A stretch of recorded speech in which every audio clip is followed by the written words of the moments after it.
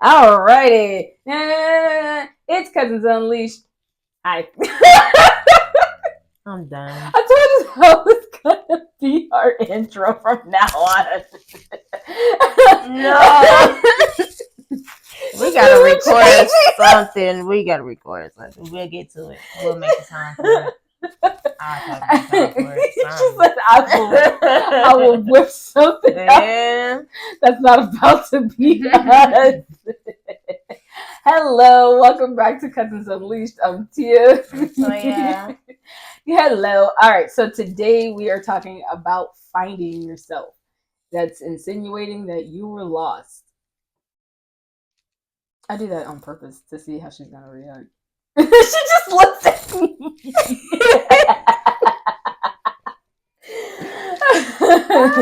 Yes, but the topic today is about finding yourself.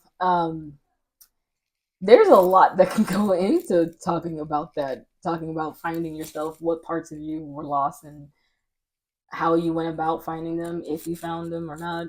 Right. Where are you at? I'm still finding myself. She says, still wondering. Still wondering. I found myself, but I'm still finding myself. So what parts have you found so far? I don't know.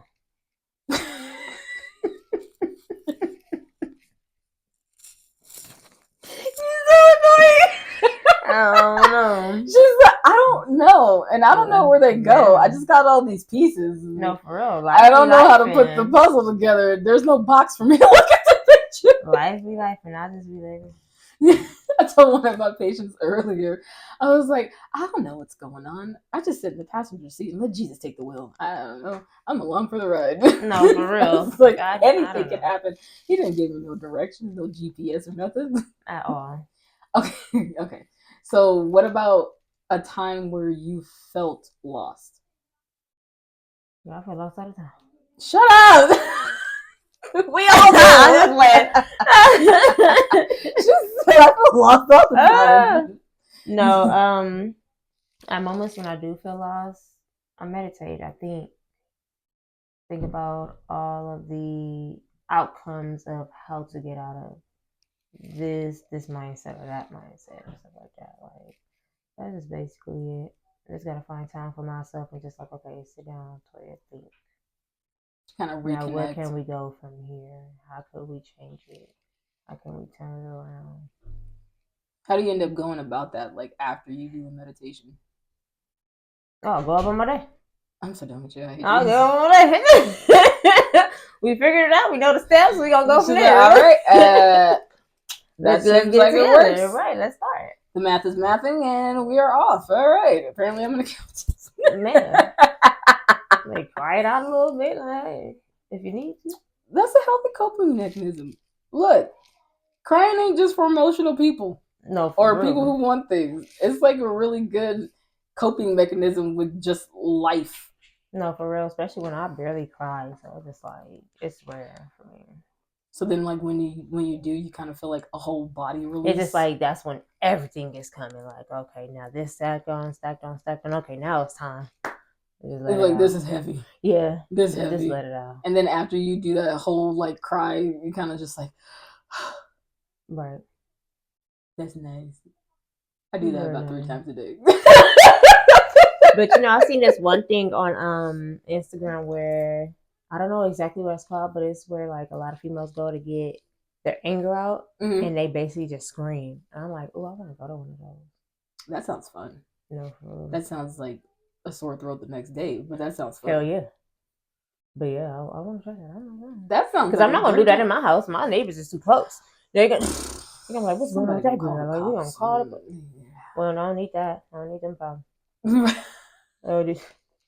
We're doing a wellness check. Do you need help? No. Let me be. We heard screaming, blood curdling screaming. It was a TV. Someone getting murdered. Girl, said. Right? Are you okay, ma'am? Is the kids okay? I don't know. Fuck the kids. On everything. What I need to do, I need to go hiking. I could just do that while I'm hiking. That's actually a really great place to meditate and to just hiking helps me. It helps me. Especially regulate your nervous system. It's very helpful. Yeah, All because you you're can do getting is away think. from everything and Yeah. everybody that's like, mom, Toya, mom, Toya, mom. Maybe. That part. I found myself. I found, well, yeah, I found myself. I found myself to be irritating the way I used to be. Even though, like, I was happy with who I was, I didn't really know who I was. So Mm. basically, I was just happy being ignorant. Because ignorance is bliss. Yeah.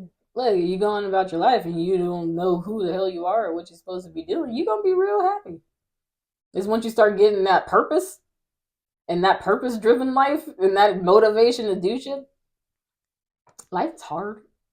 I'm broke all the No, time. for real, man. Especially I'm like, I'm broke all the time these kids definitely gonna make you because broke. now I gotta like be responsible, like pay bills and like Man, all of these things. so ghetto. But then also like being smart and like money managing and knowing like what to use for bills, what to use for this, what to use for my actual business, what to use for all of that other stuff. That's when that stuff gets hard. But I feel a crazy peace about always being broke. And Mm. I'm only peaceful that like anytime my account goes into negative, it's just like, but my bills is paid. Right, no, for real. And look, that's actually come a long way because I used to allow my financial situation to dictate how I respond and interact with life. So like if I was in a bad financial spot, then I'd be like very depressed, very negative, very anxious. And then if I was good, then I was happy. Then I was always happy. Right. And I'm like, bro, every 2 weeks, that's an emotional ass roller coaster. Because as soon as you get paid, your bills hit and you broke again. No, for real. So I'm like, that was an emotional roller coaster that I realized that I was putting myself on. And I was like, how do I do this? I don't know how to do this. Because my whole life, we grew up poor. Mm-hmm. We didn't have no money. Right. If we did, it was paper food stamps. Man, I don't remember them times. Right? Can't get change for that. You have to pay the whole thing. Exactly. No, I don't want to get this because it's $4.96. I'm trying to use this whole $5. Man, that was a struggle, boy. So I'm like, yeah. So I've noticed that I used to do that I've started practicing like relinquishing or knowing that I'm already going to be taken care of no matter what. I got a cabinet full of food. I got a refrigerator full of food. I got food. I'm taken care of. I'm fine. Money wise, no. It could be better. Right. It can always be better. But I'm like, I had to come to realize that I couldn't allow the money to like control me. So I had to like relinquish that. But most of my life, I felt like I didn't belong. So like, well, you already know my sisters. Mm-hmm. I'll pray for them. Because you already know my sisters and like our background and stuff like that. So never really felt like I ever really did belong. And then coming from, like I said, like the south side of Stockton to the east side of Vegas, having like a culture shock and then having to learn how to communicate and interact with a completely different race and culture of people because I came from Southside ghetto Stockton to Mormons, Right. East Vegas. And I was like, I don't know what's going on. So then I remember going through like an identity crisis when I was a kid. Like I remember I used to always want my hair straight. It's like, all the girls want their hair straight and equating like straight pretty girls, like not straight pretty girls, straight haired pretty girls are liked. Mm-hmm. Curly hair black girls are unliked. Because even then, even when like people started like coming in, like black people, people of color and stuff like that, actually started coming into the neighborhood, the girls were still wearing wigs, sew-ins, straighten their hair. And if they did have their curly hair out, it was in like a really slick back ponytail. So I'm like, first of all, I ain't got that much hair. All right. I was bald for a second. I had a little island right here in the middle of my head. But I'm like, so that kind of led into like an identity crisis of like being lost of like, who the hell am I? I don't know. And then divorce after divorce, and then starting to go to therapy and realizing like, oh, I don't even know what I like. Like, I know the things that I enjoy doing, but I don't know what I like to do. Right. And I even remember talking to my therapist one day. I was like, what if the things I like sexually aren't even the things that I actually like sexually? What if they're just things that I was told that I should like because the other person is going to want to probably do that. So I should learn how to like that. Right. And it's like, what part of it is actually me and what part of it is just programming from trauma, society, and my upbringing? Right. So like, unfortunately, finding yourself comes with a lot of unlearning about who the hell you thought you were. And then be like, oh, I actually like that. Like, I didn't know. I didn't realize until I started like exercising more. I really enjoy core exercises. Like, I enjoy exercising. That's good. Like, my body sucks and hurts afterwards. But then like obviously the more and more I'm doing it, the less and less it hurts, and the better the results are getting. So I'm like, oh, I actually really enjoy exercising. I actually really enjoy cooking. I actually really enjoy taking care of myself. And then like actually really enjoy speaking kindly to myself. Cause like for the longest time, it was easy for me to like encourage other people and then talk shit to myself. Or talk shit about myself to other people. And it's like, make it make sense. You teach people how to treat you. You see, look, like that part for real. If you're talking shit about yourself, don't be surprised when somebody else is talking shit about you. No, for real. They're like, well, you literally just said that yesterday. Yeah. Thanks for coming to my TED Talk.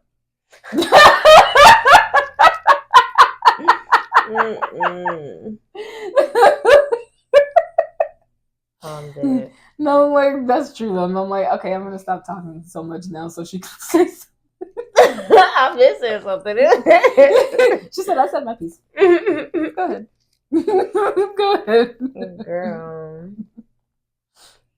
How did you end up finding, because you like to do a lot of different things. You like guns, you like fishing, you like a lot of different things, plethora of things. How did you end up finding that you enjoyed those things, especially after having 2 kids? I'm an outdoorsy type of girl. Like, I would consider myself inner country. Like, I would literally like go and get a farm. Right, like you know, I love horses, I love animals, I love dogs. Like, I can really do the farm thing. Like, you could totally have a dog farm. That too. You deserve like that. I can see myself doing that. So it's just like my first love came from hiking, you know, and then the other things came along with it. But like, I didn't know I liked fishing so much. Like, I used to fish when I was a kid, but a recent ex really loved fishing, and I got back into it. And I was like, yeah, I do. I remember this. I really do like this. Like, I won't touch the fish though. Right? Don't get me to touch no fish. But I like doing the reeling and the casting and all of that. She's like, I'll cook it up for you real nice. Right. But I will not touch it. I will not fillet it. I won't do none of that. Okay. I just like the experience part. That's it. That's all. You know, throwback type right. So then, like, it makes it even better. Like, now that my son is starting to get into fishing a little bit. Like, if we was to take him out, okay, cool. But like, it's not like, oh, I want to go fishing, Mom. Hiking, my kids would love going with me. Oh, Mom, when was the next time we're gonna go hiking? And they're like, oh, I don't know. Like, my schedule is but they love to hike. They love to hike. So I'm just just an outdoorsy person. So I That's know awesome. that's where my passion is, though. It's Sure, for outdoors. sure. Like it's my comfort zone. That's good. Yeah. That's good. She's like, I could sleep out here if I wanted to. On God, like the sound of nature is amazing. As long as it's not too cold, not too hot. Like I'm so much. I'm good. There I'm needs to be a good. homeostasis within nature before I go No, out there. for real. Like I love camping. I just can't do the bugs. Yeah. So I have to have like a camping tent that is up high, like elevated. Yeah. Is that? Yeah. Yeah. Lifted.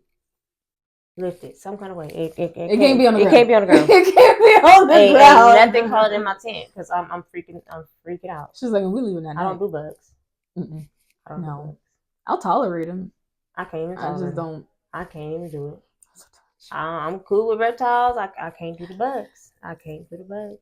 You know what though? I think that goes back to when Roy had a snake. And you know, I used to love playing with that snake. I told that story to somebody just recently. You used to love playing with that snake.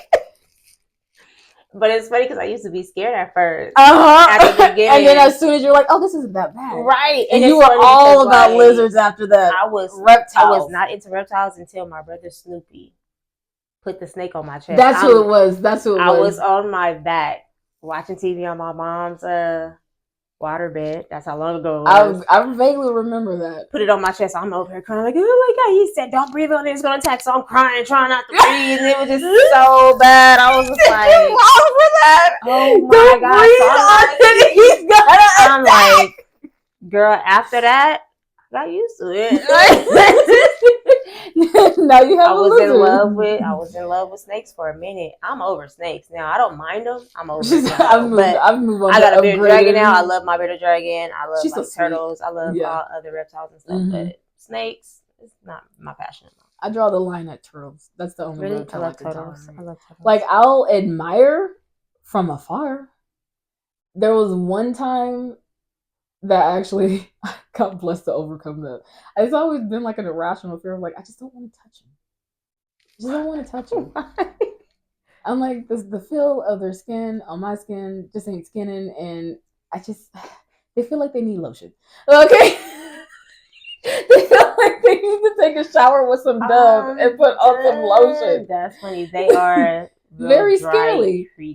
So I'm like, it wasn't so much that I was scared that they're gonna like attack me. It was just like a texture thing for me. But, I feel it. But it's I went the texture thing for the fish. For me too. So it's like slimy. I tried it before and I was like, ew.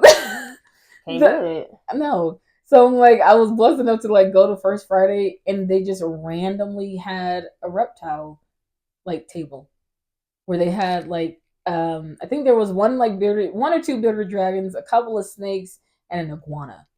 I love iguana. Girl, I held that iguana. Me and Roy, we used to have it on a little harness and everything. It was that big. Girl, iguanas can be big as hell. Man, no, they basically dogs. Mm-hmm. They basically can be a dog. That thing was just, its body was like this long and its tail like wrapped around to like my waist. And I was like, this is more hefty. No, for real. I said, this feels like a baby. And them tails can be vicious. Because boy, that's a real life whip right there. Just heavy. Unnecessarily heavy. Like, I get it. It's for whatever use. I didn't do my iguana research, but I'm like, unnecessarily heavy. But I was like, I actually overcame my fear and like, I held him like a little baby. And I was like, oh, they're actually pretty cool. Yeah, they're cool. Really and I'm like, okay. Girl, I love iguanas. But I remember when I went to Cancun, I was not about to mess with them. Like, y'all wild. That's a wild iguana. Yeah, y'all wild. I can't. No, this is the domesticated one. Huge. It was huge. I imagine it. Yeah. I said, yeah, I ain't about to go. Yeah, at that point, you can keep my food. I don't want it back. On everything. Don't even come by my table. But, yeah, and you know, a lot of their tables was outside. Outside, I was going to say, yep. Mm-hmm. At that and then they had signs, don't feed the iguanas? No, you tell them don't come eat our stuff. What you mean? Look, they already understand it. They're like, we're in their territory, okay? We're not the bosses here. No. We're not the bosses here. That's their management. We're just here for looks. I love that though. I love like that whole rediscovering the things you enjoy because it's like it's a warm, fuzzy feeling. You're like, oh, that's wild. This actually brings me peace. Like I'm not anxious. So like this isn't just another task that I have to like get done. This is something that I can actually like really sit and like savor these moments. And that's the awesome part about like finding yourself or like relearning what you forgot you knew or like relearning what you forgot you just love to do. And I was like, oh, cool. But like in doing that, in like finding out the things that you love to do, you start like having, at least for me, I've had more confidence in like stating what I'm willing to tolerate and like endure, basically. So like getting more like closer to me and like reconnecting like my heart and my mind to be on the fucking same wavelength. But I've like learned how to like set boundaries and actually like stand on them.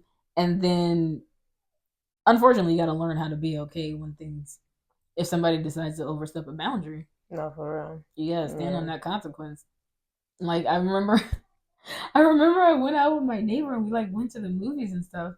And I'm like at some point he was like trying to touch my leg and I was like, oh, I'm not comfortable with that. And like old me would have been like, oh, I'm not comfortable with that.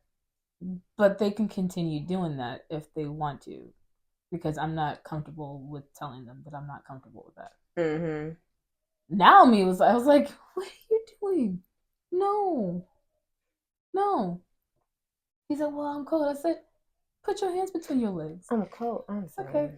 It's okay. Let's watch the movie. It's funny. I'm like, no, like, and I don't have an issue with how you feel about that at all. I used to not want to say something to stand up for myself because I was afraid of upsetting the other person. See, trauma. And look, that's that upbringing though, because having to walk on eggshells, not me no more. No, for real. Not me no more. I don't have eggshells in my feet no more because I'm not walking on eggshells for you. I'm not gonna make myself uncomfortable to make you comfortable. That was one of my inspirational quotes at work. I was like, "Don't ever dim your light just so somebody can take off their sunglasses." Period. I don't know what to tell you. I tell that to my boss all the time. He'll be like, "Tia, you're so loud," and I'll be like, "Well, oh, I'm sorry, my joy is affecting your work day." Oh God. No, oh, sorry, you're so offended by my joy. What do you say? Shut up. Me and my boss are friends, so he's calling me all kinds of names. That's cute. I freaking love him. But I'm like, it's a long journey to find yourself. It's honestly the best one that I've put myself on. Well, that life's put me on. Definitely. I'm not even gonna say that I put myself on that. Life chose that direction for me, and I just like, okay. If we're going that way, okay, sure. I guess this is the way. Okay, I don't know where I'm going. There's nothing, and that's the scary part too. Is like when you're on that road less traveled, there are no like footprints to be like, hey, go this way. Right. You just standing there like, I don't see any path. We're gonna try them at all, whatsoever. But then that's when you meditate. That's when you pray. That's when you ask for direction. And then you be like, oh, got it. Let's go. Then bing, bang, boom. And then you just do it. And then you just do it. And then you just do it and then you do stuff and then you love yourself. That's the best thing that comes with like finding yourself after you've lost like a piece of yourself or your full self or anything, is like loving yourself through that whole thing. Especially like when you're like learning, and I think I put that on my massage page today. It was like giving yourself that patience and love and grace as you are unlearning things and understanding that it takes time to learn new things, especially if you've been taught the wrong way. I told you, like, it was not imprinted in my brain for like primary colors. So literally, at my big age of 27 years old, I still had the belief that, okay, yellow and green make blue, blue and green make yellow, and blue and yellow make green. I feel like only one of those statements is true. And I think it's only like yellow and blue make green. Yeah. Exactly. Because in my head, for 27 years, because no one corrected me, but I also wasn't taught correctly the first time that just because blue and yellow make green doesn't mean that yellow and green make blue. Right. Doesn't mean that blue and green make yellow. It doesn't work that way. These are primary colors. They can't be created. They just are, and then they make other colors. Right. And I'm sitting there having a conversation with my friend, and I'm telling him this. He said, "No, who told you that?" I was like, "Yeah." And I go and Google it. I said, "What the fuck?" I was like, "What the fuck? What are you talking about? Huh? No." He's like, "That's funny." He was. That was the most pitiful face I've ever seen in my life. Directed toward me. It's the poor baby. He's like, how old are you? For 27 years, I thought this way. So I'm like, there are always things that you're gonna find that you need to unlearn, or you even need to just learn in the first place. Yeah. Because that didn't start clicking to me until I had my own kid at 27. And I'm sitting there watching CoComelon like, what y'all talking about? What do you mean? What you mean you can't? He said, not only my child is learning from CoComelon, I am too. Okay. Y'all can't tell me nothing about CoComelon. Look, I'm learning stuff too, apparently. 27 years of this thinking, I had to unlearn this. I don't know the rules of the primary colors. I just know that yellow and blue don't make green. Oh wait, no, that is the one. That's the true one. Blue and yellow.